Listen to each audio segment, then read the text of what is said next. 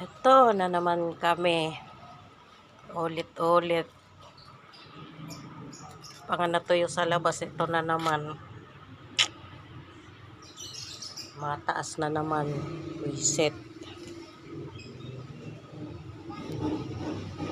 Kasawa na.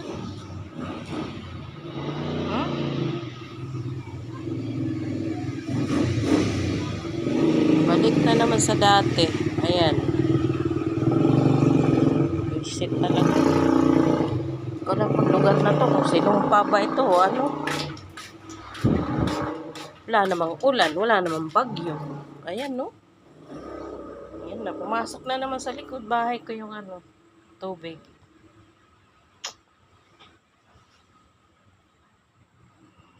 Reset.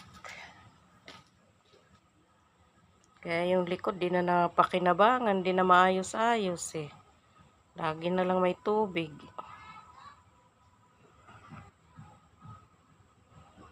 Ay, nako. Galaw-galaw. Gising.